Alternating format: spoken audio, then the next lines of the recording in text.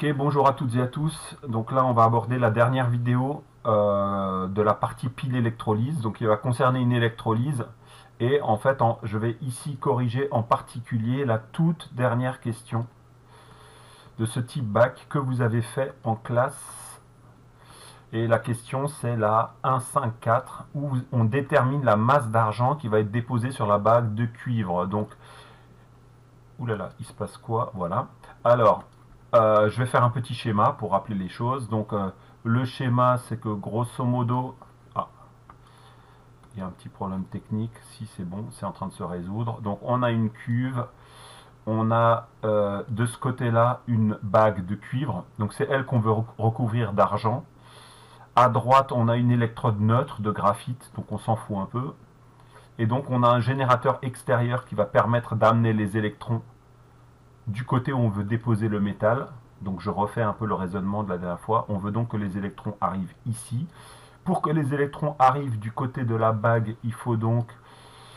Ça veut donc dire que le sens du courant conventionnel est comme ça. Ça veut donc dire que le plus du générateur est là, le moins là. Voilà.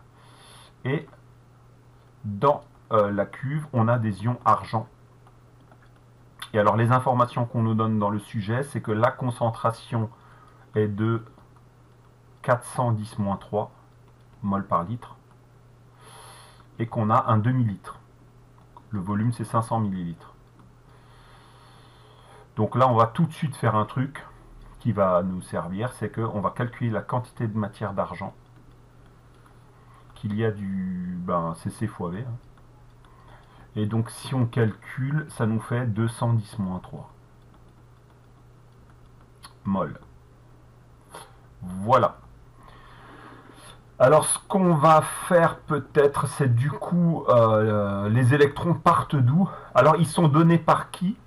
Ça, vous l'avez vu plus en avant dans le sujet. En fait, il s'agit de H2O. C'est l'eau qui perd les électrons et qui va les faire partir dans l'électrode neutre, là, enfin l'électrode inerte de graphite. Donc les électrons partent d'ici, ils sont fournis par H2O, et les électrons arrivent de l'autre côté.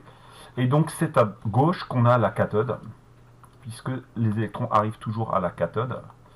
Et donc on a la réduction. Voilà. La réduction, donc c'est quoi la demi-équation de la réduction? C'est tout simple, c'est un ion argent gagne un électron pour former un atome d'argent qui se dépose donc sur la bague. Voilà, et donc ce qui est important de voir ici, c'est qu'on a des proportions 1-1 entre la quantité de matière d'argent et la quantité de matière d'électrons. Donc du coup, déterminer la masse d'argent, alors qui s'est déposé au bout de 80 minutes. Donc ça c'est important.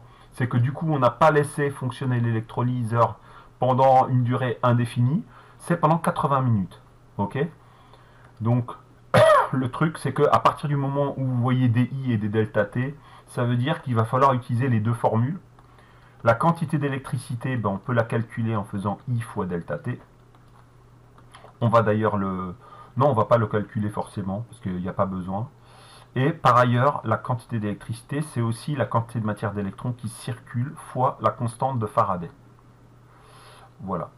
Et du coup, si ces deux équations, vous les mettez ensemble, on peut donc écrire que I fois delta T est égal à la quantité de matière d'électrons fois la constante de Faraday. Et on peut retourner la formule pour calculer, au bout des 80 minutes, combien de moles d'électrons ont circulé. Ok? Donc le retournement, N électrons, qui ont circulé pendant... C'est ça que ça symbolise, hein, le NE- que j'écris ici. En fait, en français, veut dire c'est la quantité de matière d'électrons qui va circuler dans les fils pendant les 80 minutes. Et on la calcule donc par retournement de la formule en faisant I fois delta T divisé par F. Là, du coup, il faut faire attention aux unités. I doit être en ampères. Donc 24 milliampères, c'est 24-10-3 ampères. Les minutes doivent être changées en secondes. Donc il faut faire 80 fois 60. 80 fois 60. Donc là, ça y est, là j'ai des secondes. Et la constante de Faraday, c'est 96 500. Et du coup, si on fait l'application numérique,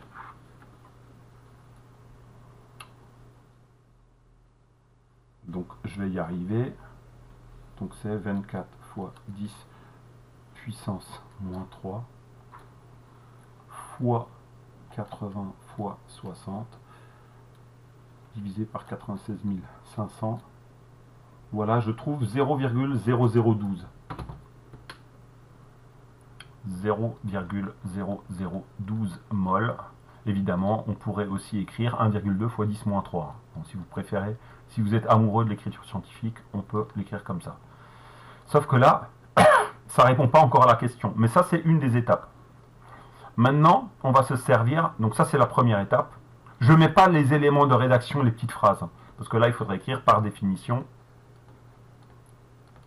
Voilà, tac, tac, tac. Et il faudrait une phrase réponse.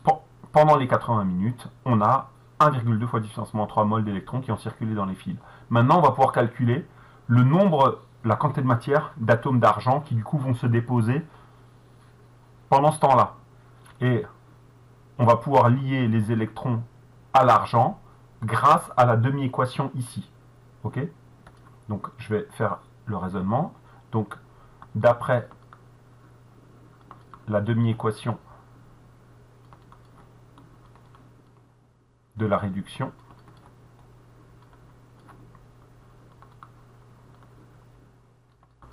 qu'est-ce qu'on va pouvoir écrire? La quantité de matière d'argent solide déposée divisé par 1 va être égale à la quantité de matière d'électrons qui ont circulé dans les fils divisé par 1. Les coefficients 1, 1 viennent des coefficients de la demi-équation. Donc c'est tout simple. Ça veut donc dire que les quantités de matière sont égales. Ça veut donc dire que la quantité de matière d'argent qu'on va déposer, c'est cette valeur qu'on a calculée, le 0,0012 mol. Et donc ça, c'est la deuxième étape du raisonnement. Donc vous voyez, si je dois un peu marquer par de la couleur, première étape du raisonnement, c'est ça là, qui permet de calculer du coup la quantité de matière d'électrons qui a circulé pendant les 80 minutes. Donc ça, c'est important que vous sachiez à quoi ça correspond, 80 minutes. La deuxième étape, c'est que d'après la demi-équation, on en déduit que la quantité de matière d'argent déposée est égale à la quantité de matière d'électrons qui ont circulé.